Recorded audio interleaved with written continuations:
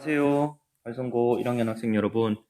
어제는 교과서에 상충곡을 표시했고요. 이번 시간에는 학습지에 상충곡을 표시할 텐데요. 혹시 이 학습지 파일이 없는 사람들은요, 제 여러분들의 카페에 첨부 파일로 올려놓도록 하겠습니다.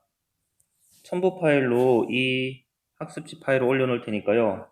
인쇄를 해서 사용해도 되고 아니면은 화면에다가 글쓰기를 해도 되고요. 그것도 안 되면은 좀 힘들겠지만 컴퓨터 마우스로 글쓰기를 해도 되고요. 그것도 안 된다면 그냥 학교에 와서 학습지를 찾아가시기 바랍니다. 네, 이번 시간에는 여기 있는 빈칸들을 채워보는 활동을 할 거예요. 지금부터 시작하도록 하겠습니다. 네, 홍진의 모친 분해라고 되어 있습니다. 홍진은 옆에 있는 대로 여기에다가 속세라고 적어두시기 바랍니다. 일반 사람들이 살아가는 세상, 속세를 홍진이라고 이야기하고 있습니다. 옛사람의 풍류에 미칠까 못 미칠까? 옛날 사람들은 굉장히 풍류를 즐기면서 살았다는데 내가 그 경지에까지 이르렀을까 못 이르렀을까? 이르렀다는 얘기예요. 굉장히 자기가 안락하고 풍요 있게 사는 것을 굉장히 여유롭게 살고 굉장히 한가하면서도 멋있게 사는 것을 자부심을 느끼고 있고요. 괜히 아는 것을 의문형으로 만드는 것을 설의 법이라고 합니다. 자부심과 설의 법이라고 적어주시고요. 천지간에 남자의 몸이 나만한 이가 있겠느냐마는 많다 하다라는 것은 우리 훈민정음에서 봤다시피 하다는 당시에는 많다라고 이해가 됐죠. 많건만은 살림이라는 것은 산과 숲풀이라는 뜻이니까 자연이라고 생각하시면 됩니다. 자연에 묻혀 산다고 해서 그런 자연과 함께하는 즐거움을 모를 것인가? 수간목은 작은 초가집입니다. 여기서의 작은 초가집이라는 것은요,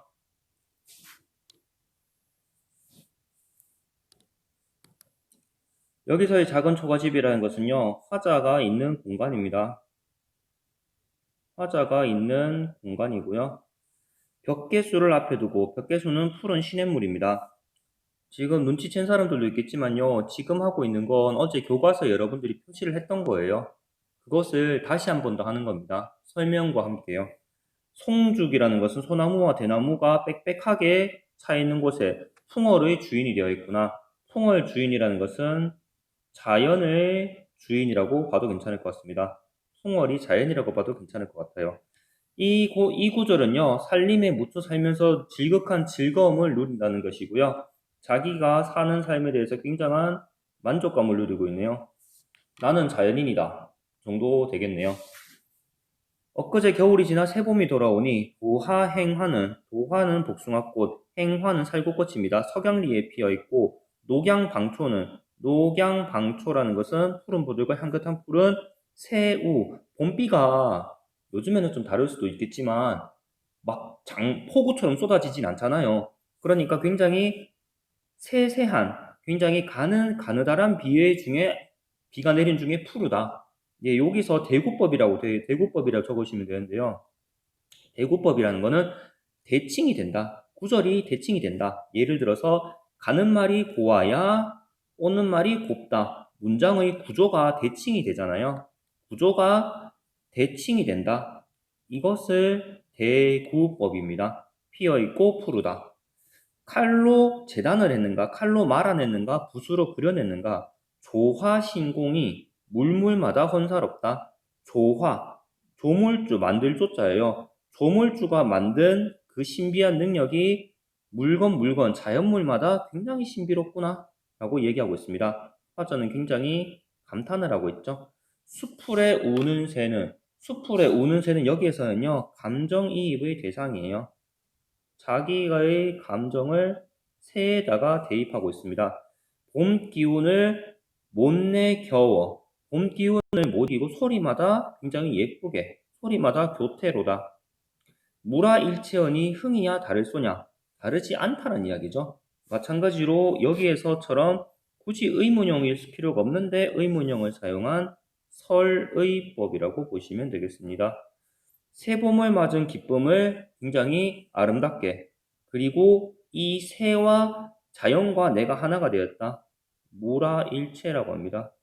자연과 내가 하나가 되어 있는 경지를 이야기를 하고 있습니다. 두 번째 페이지로 넘어가겠습니다. 시비에 걸어보고 살인문을 주변에도 걸어보고 정자에도 앉아보니 소요 음영하여 산일이 적적한데 한중 진미를 알리 없이 혼자 호재로다. 혼자로구나. 아무도 없지만 나는 굉장히 행복한 삶을 즐기고 있는 거죠. 이봐 이웃들아 산수 구경 가졌으라. 드디어 이제 자기 혼자의 삶에서 벗어나서 공간의 이동이 일어납니다. 그전까진 집에만 있었는데 이제는 공간의 이동이 일어나요. 답청을 한 오늘 하고 욕기란 내일 하자. 아침에는 제산하고 나조에 조수하세. 예, 이것도 역시 앞에서 봤던 구조가 대칭이 되는 대구법이라고 볼 수 있습니다. 갓 꿰어 익은 술을 갈건으로 받아놓고 꽃나무 가지 꽂고 수 놓고 먹으리라 라고 얘기하고 있습니다. 이것도 역시나 대구법이라고 볼 수 있겠는데요. 여기서는 자연에서 자연에서 여유로운 삶을 즐긴다고 볼 수 있죠. 화풍이 건드프로 녹수를 건너오니 청향은 잔해지고 낙홍은 오세진다. 청향이라는 것은요, 예, 여기서 술의 향기, 술의 맑은 향기라고 볼 수 있겠죠. 그래서 이것은 후각의 시각화, 후각, 냄새를 청향이 잔해진 곳 있는 모습을 보이는 것처럼 보고 있다고 얘기하는 거예요. 냄새를 시각화하고 있고요. 요것은 이렇게 두 가지 이미지가 함께 쓰인 것을 곰감각적 이미지라고 이야기합니다. 낙콩은 오세진다 라고 이야기하고 있습니다. 낙콩, 떨어지는 붉은 꽃잎, 이거는 시각 이미지라고 볼 수 있겠죠. 그래서 이것도 구조가 대칭이 되는 대구법이고요. 구조가 대칭이 되고 있는 대구법이고요. 화자와 자연이 함께 동화되어 있는 모습, 즉 앞에서 얘기했던 무라일체의 상황을 이야기하고 있다고 볼 수 있습니다. 준중이 비었거든. 이제 술을 다 마셨어. 술을 이렇게 먹다 보니까 다 마셨어요. 그리고 술이 비었다면은 날 다려 나에게 말하라. 이웃들하고 같이 갔으니까 이웃들과 술을 먹다가 다 비었으면 나한테 얘기해. 소동 아해 되려. 그러니까 술집에서 심부름하는 아이에게 주가에 술을 물어. 술집에 가 술 더 가져오라고 아이에게 이야기를 하고 어른은 막대 잡고 아이는 술을 메고 미음 완보하여 흥얼대며 걸어서 시냇가에 혼자 앉아 명사 맑은 모래에 깨끗한 물에 잔을 씻어 부어들고 아까부터 이게 자연에서 노는 모습이 나타나는데요. 쉽게 얘기하면 영화 내부자들에서 이병헌이 그 유명한 대사 있잖아요. 몰디브 가서 모히또 가서 몰디브. 이 얘기하고 비슷한 거라고 볼 수 있습니다. 네, 청류를 구워보니 떠오나니 도화루다. 무릉이 가깝도다. 무릉이라는 것은요, 도교에서 이야기하는 이상향이에요. 기독교에서 얘기하는 천국, 불교에서 얘기하는 극락하고도 비슷하다고 볼 수 있겠어요. 아주 아름다운 곳이라고 볼 수 있겠죠. 자연의 최고 경지, 에덴 동산이죠. 네, 그래서 가깝도다. 저 매이 긴 거이고, 네, 여기서는 봄의 봄의 아름다운 경치를 찬미하고 있습니다. 봄의 아름다운 경치가 마치 천국과 같다. 천국처럼 아름답다. 이렇게 보시면 되겠습니다. 송간 세로에 두견화를 붙여들고, 두견화는 여러분들이 아마 적었겠지만요. 진달래꽃을 그 당시에 두견화라고 얘기했습니다.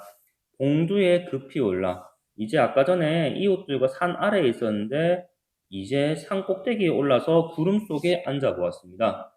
천촌 만나기 곳곳에 벌어있네. 연하일휘는 금수를 재폈는데, 여기서 금수라는 건요, 금수광산이라고 할 때 금수인데요. 수놓은 비단을 펼쳐놓은 듯, 뭐뭐인 듯, 뭐뭐처럼 일반적으로는 직유법이라고 이야기를 하죠. 비단을 펼쳐놓은 듯, 엊그제 검은들이 봄빛도 유여하구나, 봄빛도 넘치는구나, 공명도 날 깨우고 부기도 날 깨우니, 예, 불도 날 깨운다는 게 여기서는 꺼리다. 나라에 나가서 굉장히 유명해지는 것도 날 꺼리고, 부기도 나를 반기지 않느니, 이런 얘기입니다. 예, 이런 것을 보고 여기서는 주객이 전도됐다고 얘기하죠. 자기가 그렇게 나가서 관직을 한다거나 돈을 벌 생각이 없으면서 공명과 부귀가 나를 꺼린다라고 주객이 전도된 표현을 하고 있어요. 청풍명월 외에 어떤 것이 있사옳고 소동파, 중국의 유명한 시인 소동파에 있던 부분을 오마주 한 겁니다. 그 부분을요, 자기도 이렇게 따라서 인용을 한 거죠. 예, 의인법이라고 볼 수 있습니다. 청풍명월이 나의 친구다. 예, 맑은 바람과 밝은 달이 나의 친구다.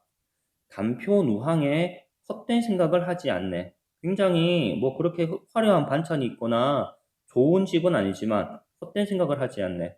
아모타, 이거는 시조의 종장인데요. 잠시만 이야기하겠습니다. 시조라는 것은요, 세 줄로 된 한글로 쓴 조선 시대에 좀 있었던 시인데요. 세 번째 줄의 세 글자가 있어요. 이걸 보고 종장의 첫 세 글자라고 얘기하는데요. 여기에서도 세 글자, 제일 마지막 구절에서 이 세 글자가 시조의 종장에서 영향을 받았다라고 해석을 하고 있는 겁니다. 시조의 종장, 세 글자, 보통은 삼음절이라고 이야기합니다. 삼음절. 백년 행락이 이만한들 어찌하리. 자기의 생활에 굉장한 만족감을 가지고 있고요. 굉장한 자부심을 갖고 있는 것을 알고 있습니다. 네, 그래서 여기에서는요, 결사, 마지막 부분에서는요, 안빈낙도하는 삶. 안빈낙도라는 것은요, 자연 속에서 즐겁고 편안하게 살아가는 삶, 이 정도로 생각하시면 되겠습니다. 뭐, 단표누항, 안빈낙도, 거의 비슷한 얘기라고 보시면 되겠습니다. 네, 이런 삶에 대한 만족감을 드러내고 있습니다. 네, 그리고 나머지 빈칸을 조금만 채워보고 오늘 수업을 정리하도록 할게요.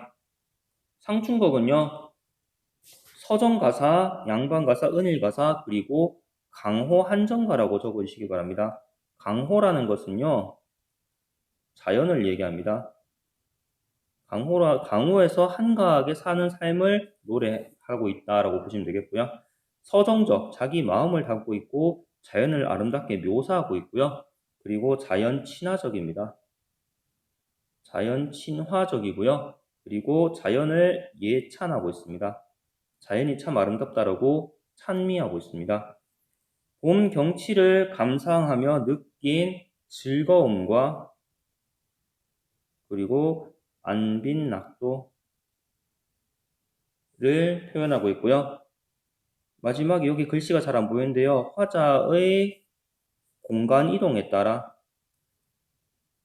시상을 전개하고 있는데 제일 처음에는 자기의 집, 초가집에서 시작했다가 그 다음에 구경 갔다가 산 정상에까지 올라가는 이런 공간의 이동에 따라서 시상이 전개되고 있다고 볼 수가 있습니다.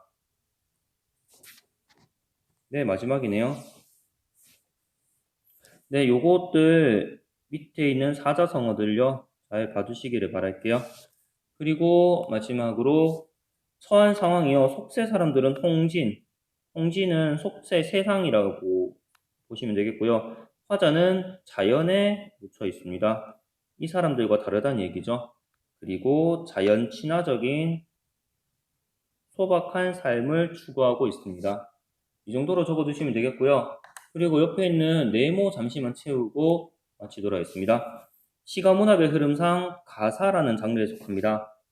시조라는 것이 세 줄밖에 없었잖아요. 가사는요, 아주 쉽게 얘기하면은 긴 시조입니다. 굉장히 길어진 시조예요. 가사는요, 시조의 영향을 받았는데 엄청 길어요. 그걸 가사라고 이야기를 합니다. 사계절 중 봄춘자를 써서 봄의 경치를 만끽하고 있습니다. 그리고 만족하는 안빈낙도의 태도를 보이고 있고요. 상충곡은요, 시간과 공간 중에서 공간의 이동에 따라서 시상을 전개하고 있다 정도로 마무리하겠습니다. 네, 이상으로 안빈낙도 학습지 설명을 마치도록 하겠습니다. 다음 주에는 학교에서 만나도록 하겠습니다.